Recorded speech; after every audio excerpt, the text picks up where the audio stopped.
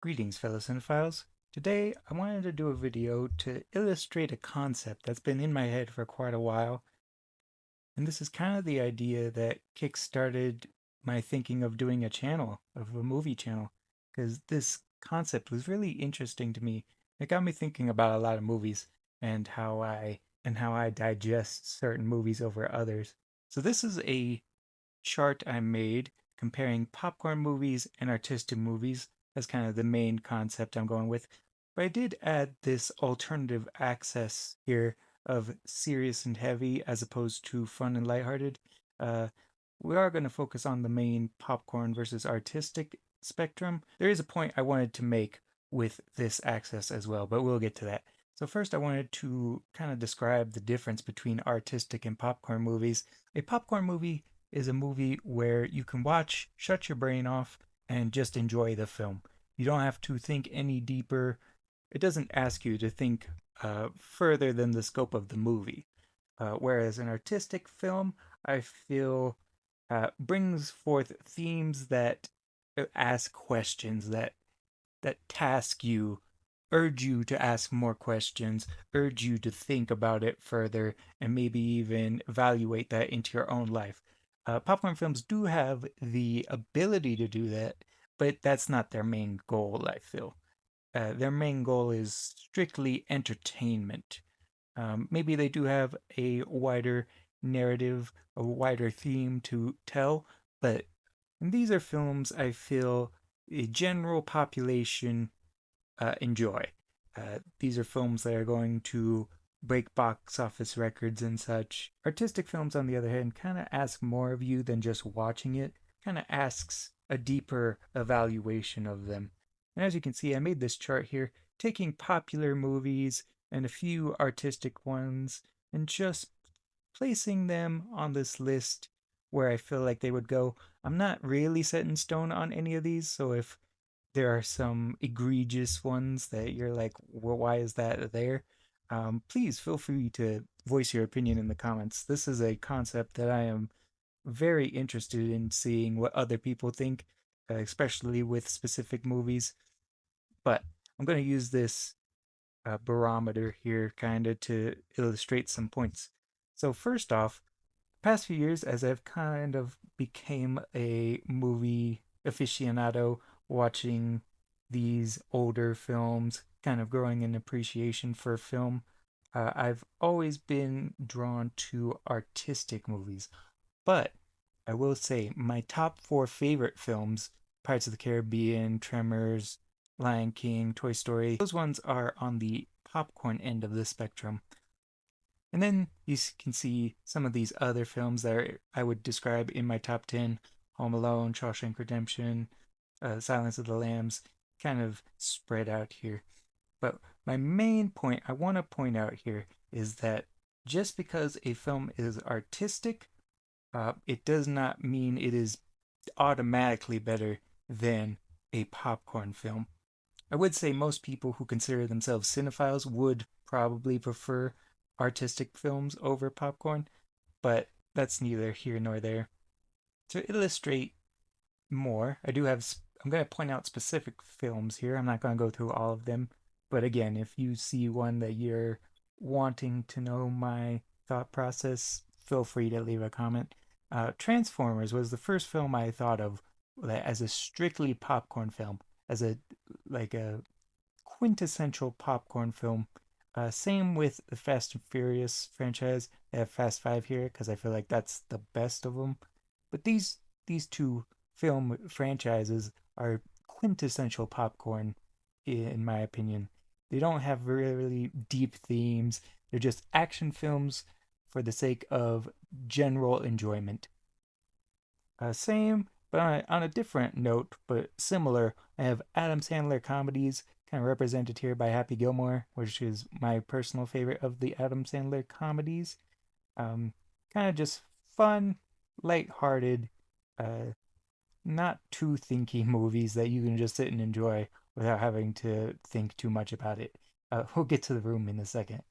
It's same with Avengers. I did put it slightly more toward the artistic side just because a few things. It's more thematic. I feel like the execution of all these moving parts kind of bring it more toward the artistic end. And this is kind of a representation of all the MCU, although you can argue some films are more scattered than others. And it's kind of the same with Avatar. I'm going to put it a bit further in the popcorn section. And then you have Pirates of the Caribbean, a movie that, while I would say perfectly executed, it's same with Tremors. These two films perfectly executed for their ideas. The concept is perfectly executed.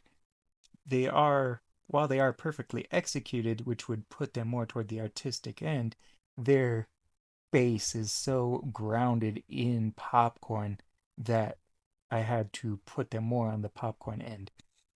On a similar note, Jaws. Jaws is a basically a high budget B movie, but its execution and impact on film bring it kind of in the center line with the artistic movie. Same with Jurassic Park, although I would argue maybe Jurassic Park is a bit more toward the popcorn end, but I feel like the themes and ideas it provides not as well as just the execution do bring it to the center here. Then you have something like 2001: A Space Odyssey, which is basically the whole film is asking you to think. Like, I suppose you could still enjoy it without thinking, but it like the questions it provides is it's not something I feel the film wants you to just pass by, you know? Then you have something like The Godfather, which is kind of it's almost in its own zone here in that it's like one of the greatest films of all time, but it's still digestible. It's still digestible enough that it's leaning popcorn. Then you have films like Pulp Fiction, which the idea Pulp Fiction is popcorn movie, but the narrative choices, the unlinear way of storytelling does lean it more artistic in my opinion. Then you have something like Lion King, which is Shakespearean, which you'd think is more artistic, but it's kind of Shakespearean for kids. So it kind of leans it more popcorny. And I feel like the only reason I'm putting Toy Story more artistic than Lion King is Toy Story kind of makes up its own themes, if that makes sense. Like the concept of toys coming to life, the themes surrounding that, the themes that this movie and even the sequels delve into, is of its own making. And that's kind of unique, I feel. So I feel like that's kind of why it leans more artistic. So hopefully that all makes sense. Now, with this spectrum, I wanted to make a few points. Um, oh wait, before I continue, the room here is kind of just here as a joke. I mean, this is a film that was designed to be up here. This was the goal. And it does it so badly that it kind of comes down here. And the room, if you haven't seen it, it's a film that's so bad, it's good. It's like if you were to rate movies on a scale of 0 to 10, 0 being a movie that had no impact on you, and a 10 being you had a ball, you had the best time of your life watching this movie, this is like a negative 10. It's so bad. It fails on so many aspects that it becomes good in the opposite way.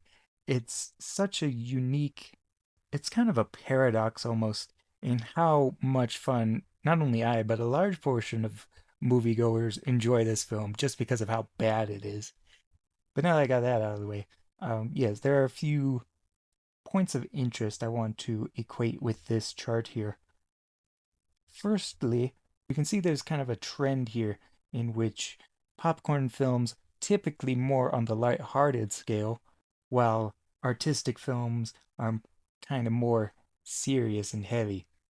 You could make the argument that these films I have here could edge more filling up this gap, but it kind of felt wrong putting these films above The Godfather, if that makes any sense. And then on a similar note, very hard finding popcorn films that take themselves very seriously.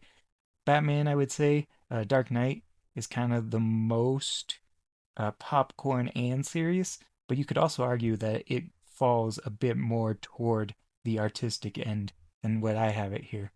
And then I guess the other thing I wanted to point out, and I kind of already touched on it, is that all of these films are beloved in some aspect, like maybe some more than others, but I feel like all of these films have their fans. You could argue that most of these films do what they're trying to do with a 10 out of 10, like the 10 out of 10 execution on these aspects.